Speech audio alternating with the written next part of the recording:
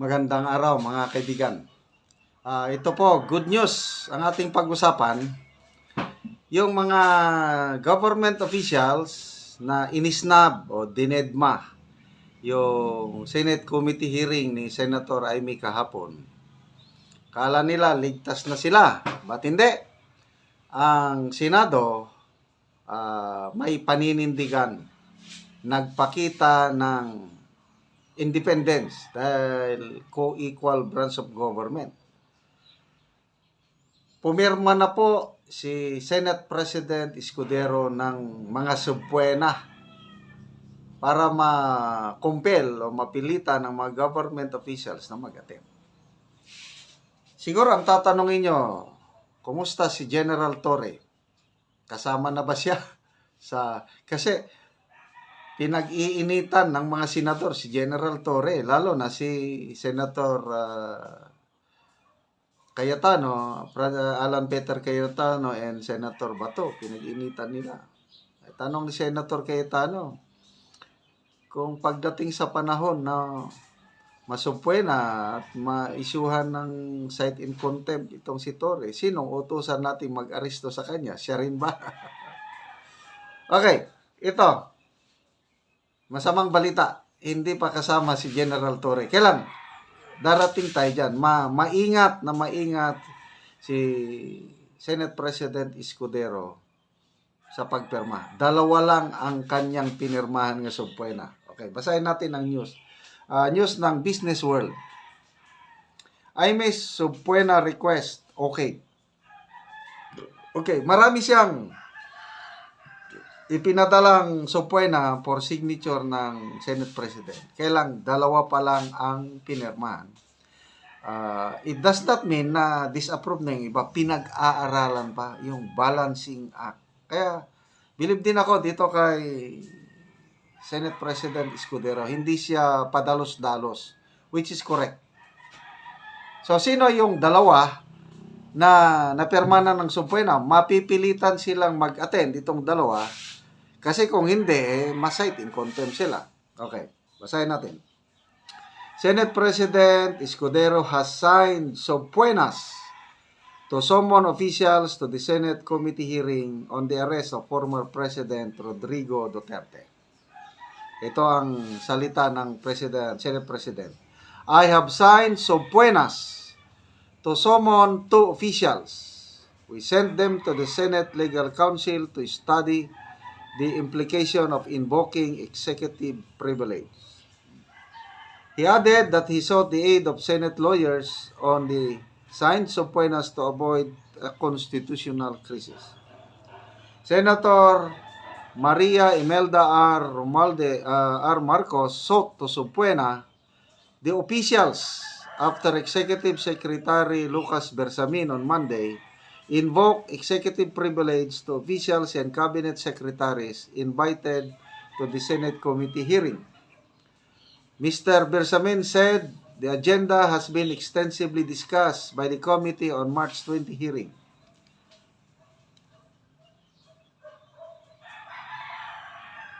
Okay, according to the...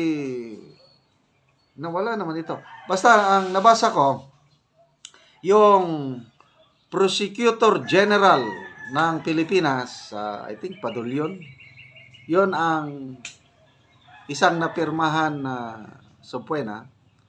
At saka si Lieutenant General, Air Force Commanding General Cordora. Ito pa lang ang napirmahan na subpuena. Ang iba, wag po tayong mag-apura.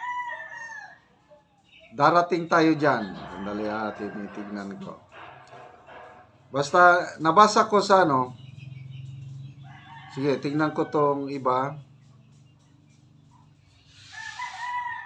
Para yung Air Force Commanding General, maipaliwanag niya bakit, anong nangyari doon bakit siya dinala doon.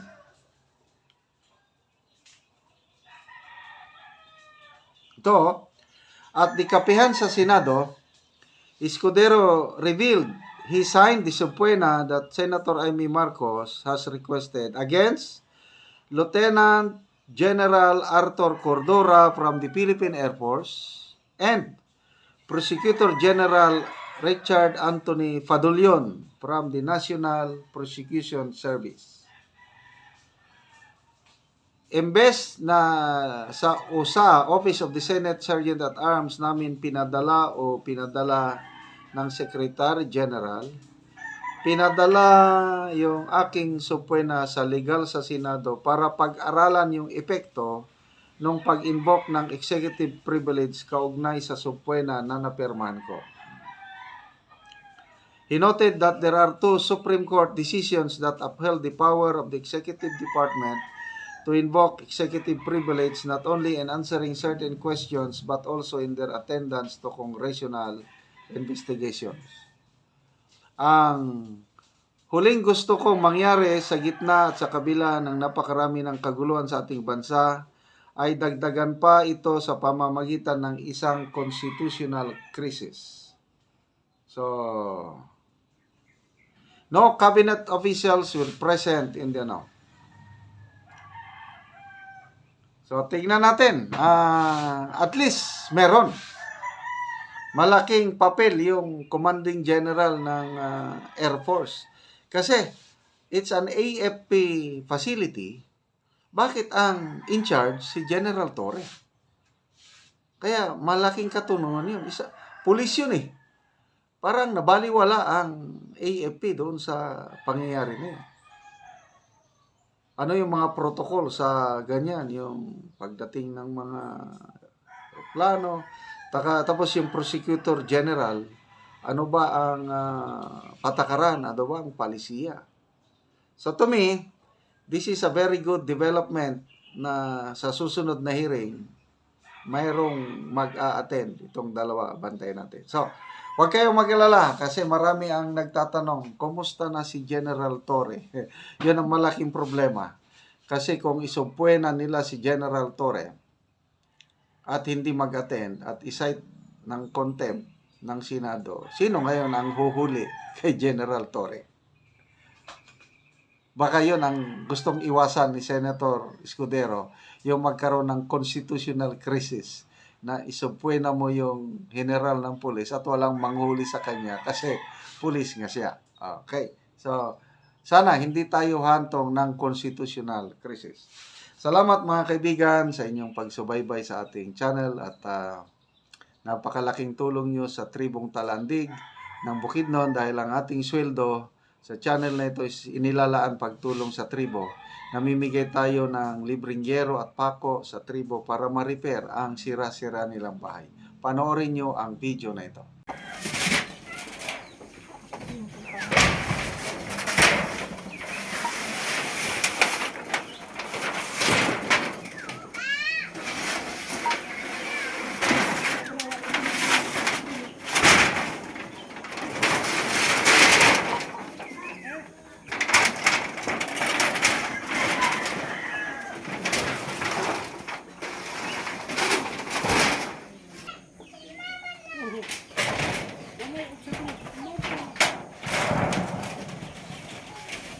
So babae lang gyud siya.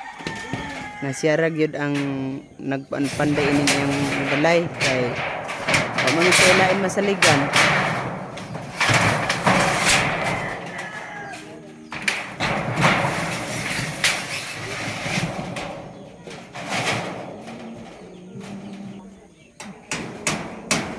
Salamat kayo sa naghatag sa musin. Oo. Salamat kay Happy Kami. Oo. Salamat kay sa Ginoo. Oh, salamat jud sa gatanaw sa video. Di na mi matuluan. Unsay mga ikaistorya te karon nga bago na kag-atop na ikaw na gid ang naghimo og balay unsa nga dili na ka matuluan. Salamat kay sa Ginoo nga di na mi maulanan. Ug sa nag-sponsor ani nga daghan pa unta ilang matabangan. Lipay kay mi kay di na mi maulanan. Nga maayo na inyong atop. Di na mi maulanan. Oo. Nawala na tong mga dagko kay bulsot nga inyong Nawala atop. Karon bag-o na. Salamat kay sa naghatag ani. Unta daghan pa kay inyong mahatagan. Daghan pa ang nanginhanglan nga sabad ninyo. Daghan pa kay buslot ug atop. Oo, Nga din daghan pa unta inyong mahatagan nga buslot ug atop pareha sa mong atop. Nga lagi. buslot. Karon dili na buslot. Oo, nindot na. Tada na sinaw na. Oo, sinaw na kaayo. Oo, sige, salamat. Salamat. Oo, sige, bye-bye.